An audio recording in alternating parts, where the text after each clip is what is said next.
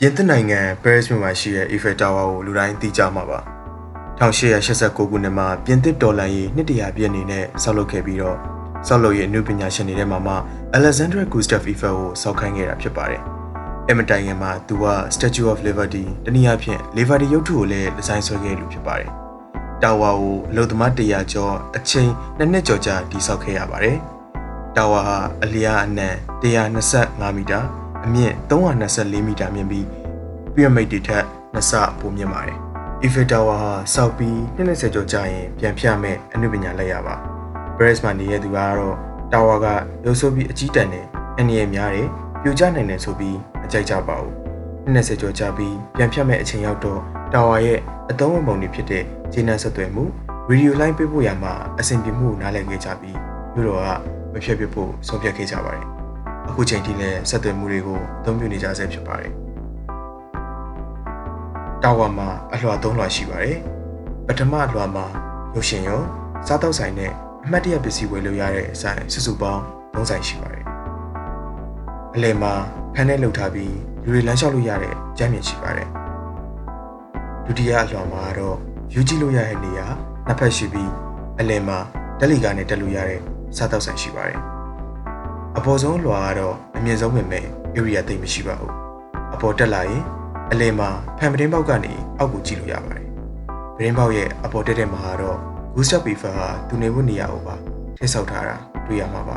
။ဘိုးပေါ်ဆုံးထိပ်မှာတော့ TV နဲ့ Radio လှိုင်းလွှင့်တဲ့ antenna တွေကိုတွေ့ရမှာပါ။အဲ့တော့ Tower ပေါ်ကိုဘယ်လိုတက်ကြမလဲ။တက်ဖို့အတွက်ကတော့ရွေးချယ်စရာ2ခုရှိပါတယ်။အဲ့ဒါကတော့လေကားနဲ့ဓာတ်လေကားဖြစ်ပါတယ်။အပေါ်ဆုံးတက်ကိုတော့ဓာတ်လေကားနဲ့ပဲတက်လို့ရပါတယ်။အဲ့ဓာတ်လေကားတွေကဘယ်မှာရှိရလဲ။ Tower မှာတောက်တိုင်၄ခုတနည်းအားဖြင့်ခြေထောက်၄ချောင်းရှိပါတယ်။ခြေထောက်တစ်ချောင်းစီမှာဓာတ်လေကားတစ်ခုစီရှိပါတယ်။အရင်က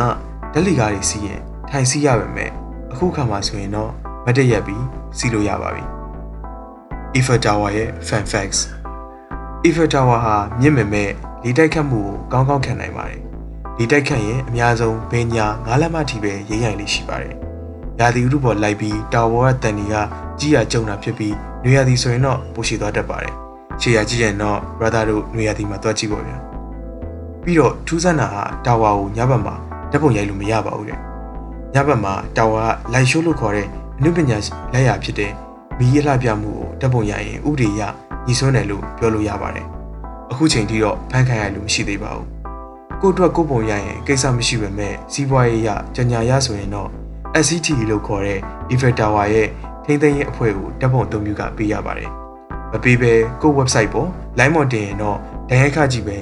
ယူရို1000ထိပေးရနိုင်ပါတယ်။ Tower ကိုတန်ကြည်တက်မှုမဖြစ်အောင်9နှစ်တစ်ခါစေးတုပ်လေးရှိပြီးတစ်ခါတုပ်ရင်စေးတန်ချိန်60ခန့်ကုန်လေးရှိပါတယ်။ Tower ရဲ့ဆက်စချင်းရောင်ကနီညိုရောင်ပေမဲ့စေးတုပ်တဲ့အချိန်တိုင်းအယောင်ပြောင်းလေးရှိပါတယ်။တစ်ခါကဆိုရင်အဝါရောင်မှာတုပ်တဲ့အချိန်လည်းရှိခဲ့ပါတယ်။အခုနောက်ပိုင်း Eiffel Tower ကြေးရောင်လို့ခေါ်တဲ့ထူးခြားတဲ့ကြေးရောင်ကိုတုပ်ထားတာဖြစ်ပါတယ်။ဒီနေ့ချိန်ထိ Eiffel Tower ကိုခရီးသွားများပြားလာရောက်လေးရှိပြီးတစ်နှစ်ကိုခရီးသွား390ကျော်လာရောက်လေးရှိပါတယ်။ Eiffel Tower ကိုတူပါပြီးဂျပန်၊ဂွါတာမာလာ Las Vegas တို့မှာလည်း Tower သီးစားလေးတွေတွေ့နိုင်ပါတယ်။အခုချိန်မှာဆိုရင်တော့မြို့ကန်တွေရဲ့မျက်စိစပမွေမစူးတော့တဲ့ Eiffel Tower ဟာပြင်သစ်နိုင်ငံရဲ့ဆွဲဆောင်မှုတစ်ခုအနေနဲ့မမတ်တည်ရှိနေပါတော့တယ်။ဒီလိုဗီဒီယိုမျိုးလေးကြာရင် Lanafine Channel ကို like and subscribe လေးလုပ်ပေးကြပါဦး။ကျေးဇူးအများကြီးတင်ပါတယ်။